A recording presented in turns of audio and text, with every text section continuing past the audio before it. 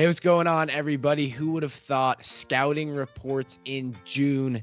Derek Stingley, LSU cornerback. I've been saying he could be drafted as a freshman, but by my side today to give a scouting report, it's not even from TheeSportsScoop, but it is Boom or Bust, the draft show host, Max Chadwick. Max, how are you doing today?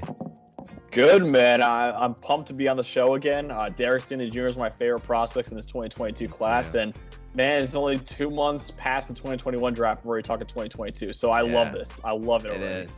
Of course, and if you guys know them, obviously all links will be in the description to go check out his channel, their channel. I'm very saying that. Obviously, his 3 hosts over there. Make sure you guys go check them out. They do only NFL draft, best content. Obviously, already pumped out 3 scouting reports, so you can go check them out. Derek Stingley, let's get into the scouting report.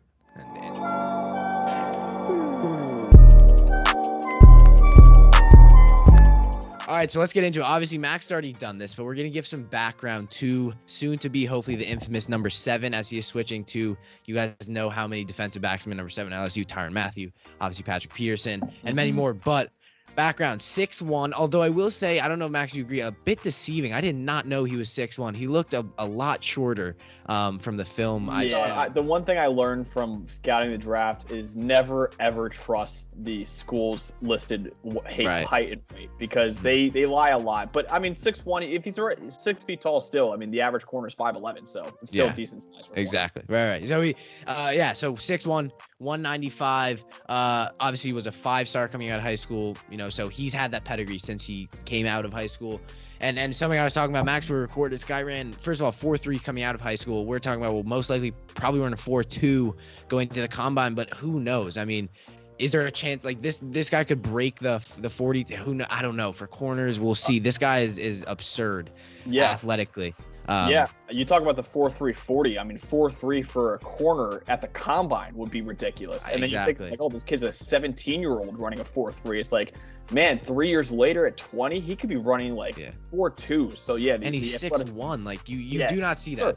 Yeah. Which is what you're gonna get into. I mean, this guy's generational. This guy could arguably be one of the best cornerback prospects ever. I mean, we're talking about Trevor Lawrence. We're kind of like dancing around like, oh, he might not be the best quarterback prospect ever because you don't want to be out there. I'm going to say it now. I think this guy could be.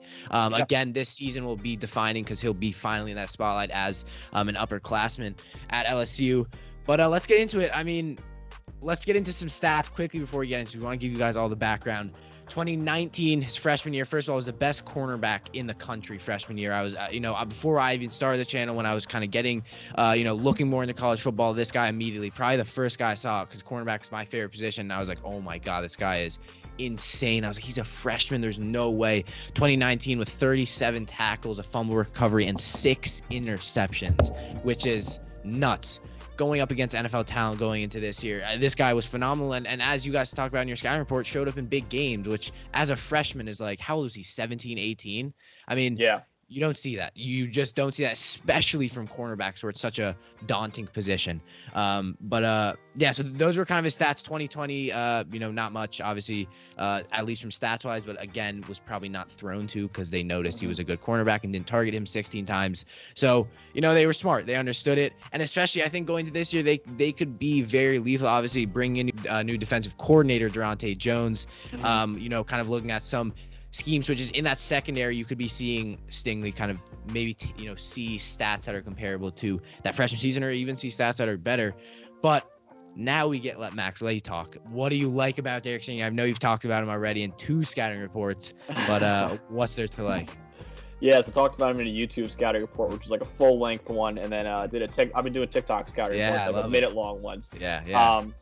Derek Stingley Jr., so you mentioned they didn't really test him that much this year. Well, they might test him a little bit more next year, which is weird because LSU, I don't want to get into a 2023 guy, but LSU has this freshman corner, Eli Ricks.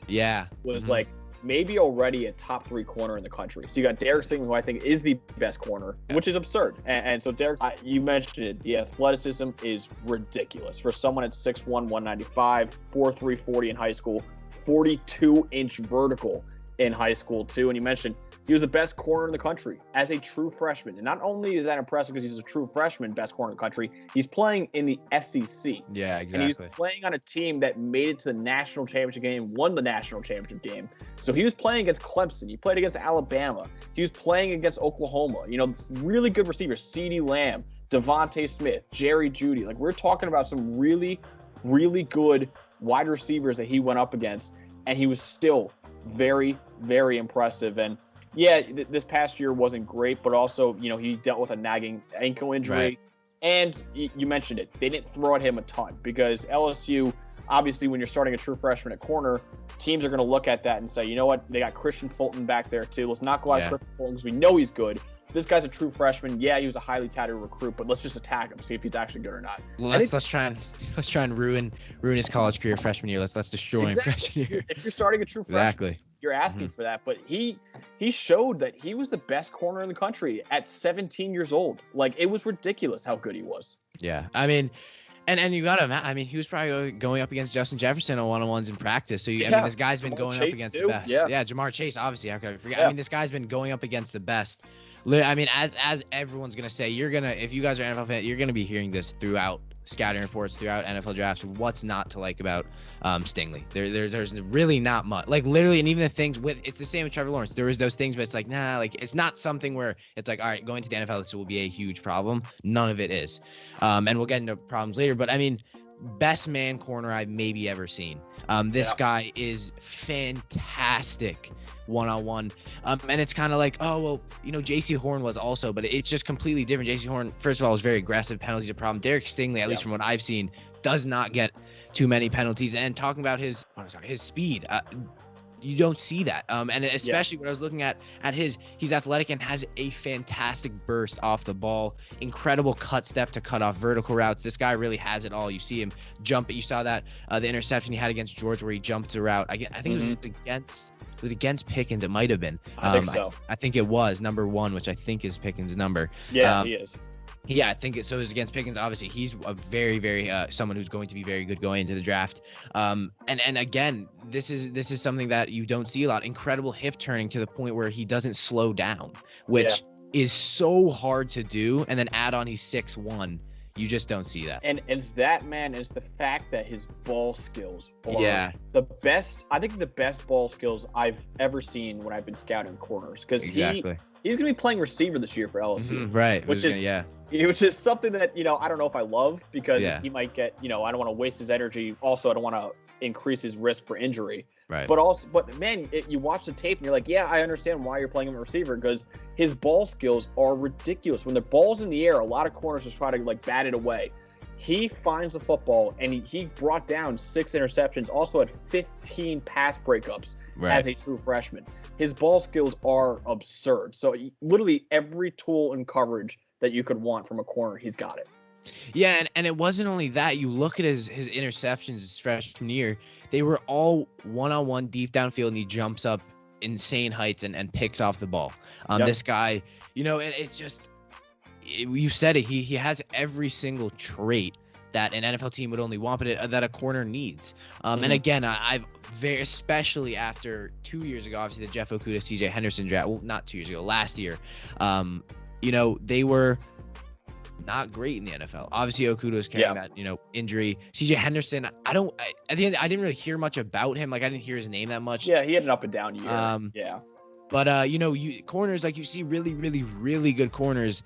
But Stingley, I feel like he's just different. Like, I seriously feel like he's a different type of prospect. Yeah, you mentioned how Okudah and Henderson kind of struggled in their rookie year. That's because as corners, making the jump is so difficult, man. Which makes the fact that he was the best corner in the country right out of high school that much more impressive, because every time a corner comes in, if you're a 5-star corner coming in from high school into college, that first year, they're going to get burned, and you're going to say, okay, they didn't have a great year, but also it's a whole different ball game. When you're going to the NFL, you know, Jeff Okudah was a top 3 pick, and we're like, oh, this guy's going to be a great corner. I still think he'll be a great corner. Right. He had a terrible year, a god-awful year, by the year-to-year stuff that you see from a corner, because you know what they can do. Jalen Ramsey gets burned sometimes too, but he's also going up against the best receivers in the league.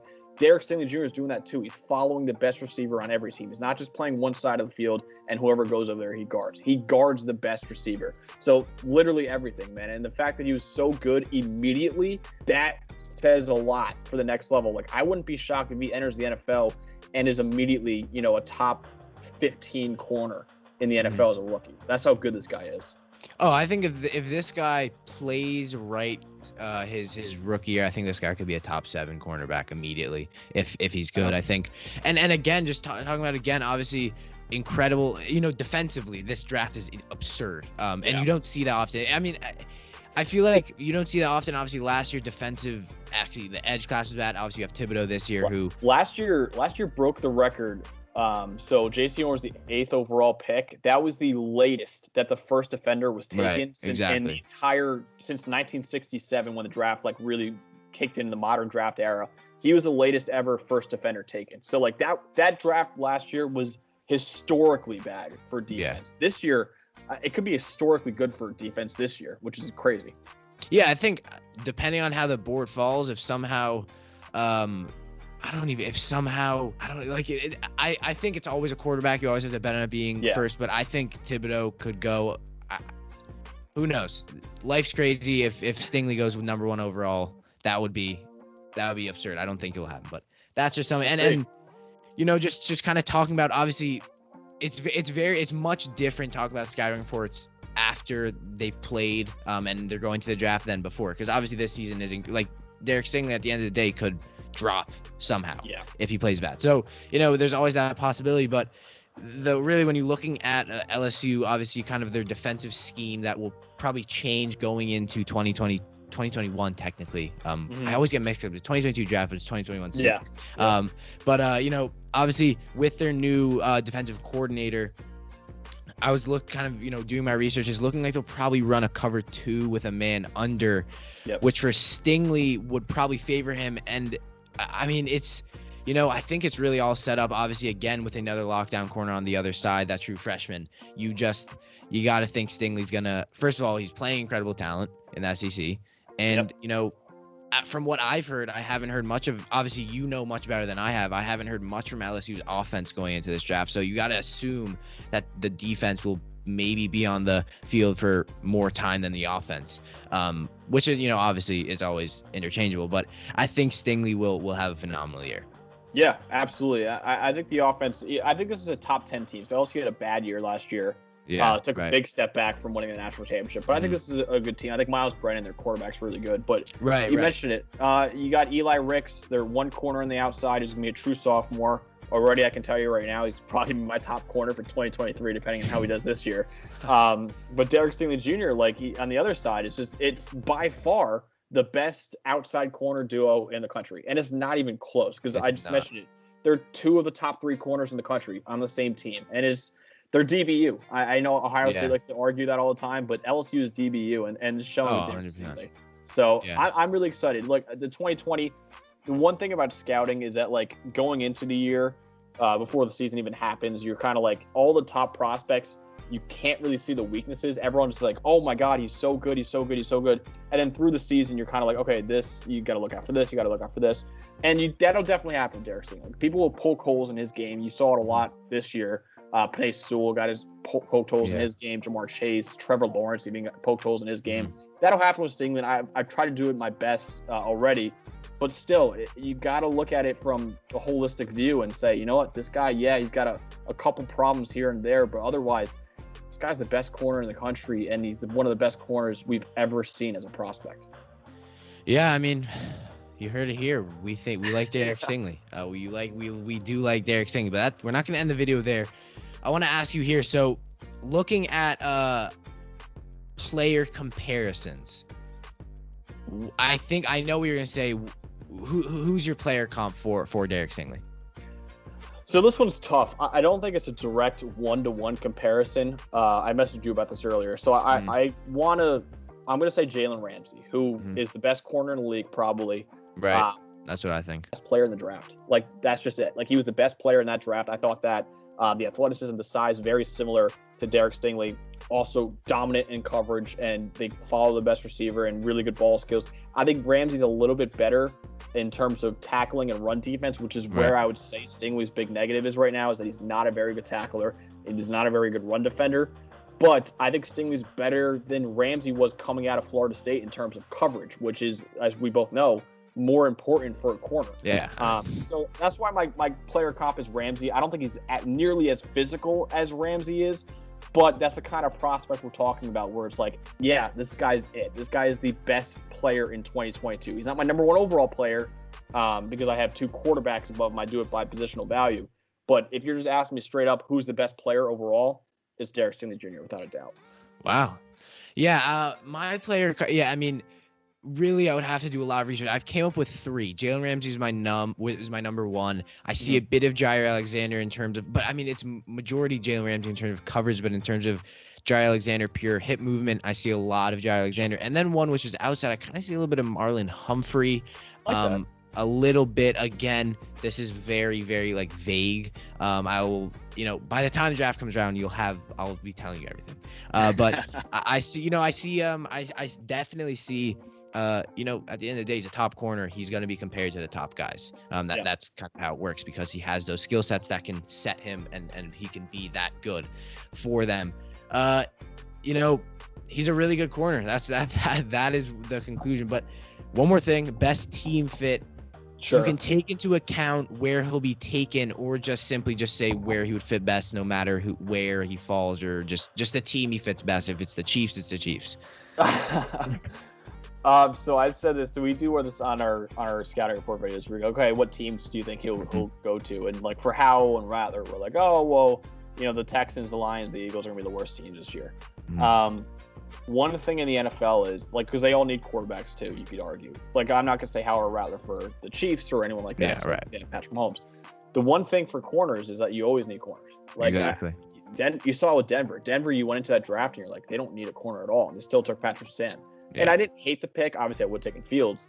But still, it's just like you always take a corner. So my team fit is literally, if you're at the top of this draft, man, and you do not need a quarterback, or Rattler or Howell both gone, and you are sitting there with like the Eagles with the 3rd pick, and there's no quarterback that you want to take at number 3, because I don't think there is one right now, you got to take Stingley. Like, there's just no other option. Like, you just have to take Derek Stingley. Yeah. I don't care how good your cornerback room is. This guy is going to be a superstar in the NFL, and you're going to be kicking yourself if you take someone else. I like other defensive prospects. I'm going to do some scouting report videos on them coming up soon, but this guy's just far and away the best player overall in this draft. And if if Howell and Rattler are gone and there's no quarterback worth taking and that's it, you got to take Stingley. So my team fit, literally anybody. Yeah. I mean, I completely agree. First, if the 2 quarterbacks are gone, I would say Stingley, Thibodeau, depending. I mean, again, they're both incredibly talented. But in terms of team fit, and I've took into account where they will probably be in the draft, I went with Jacksonville. Okay. I think, looking at I think it's not confirmed yet, but they're rumored to be bringing in 3 defensive coaches from the Ravens. The Ravens classically run a 3-4 front. You have coverage from the linebackers. Stingley can press up. They generally have a high shell. You have a safety and help. Stingley can press, which he's great at, and not have to worry about not having help behind him. Again, I think this fits, first of all, because Jacksonville get basically Jalen Ramsey 2.0. So there's their problem solved. And, you just get an incredible corner who knows? If you guys suck, he'll leave, but at least he'll get picked. So, first round picks out of it. Exactly. It's a win. That was the full scouting report for Derek Stingley. First of all, Max, thank you so much for coming on 3 times doing a scouting report, and I'm sure you'll talk about him more. But as always, make sure to go check out their socials, all that stuff linked in the description. Go subscribe to them on YouTube for more in-depth draft content. This is TheeSportsScoop. Thank you guys so much for watching. We'll see you next time.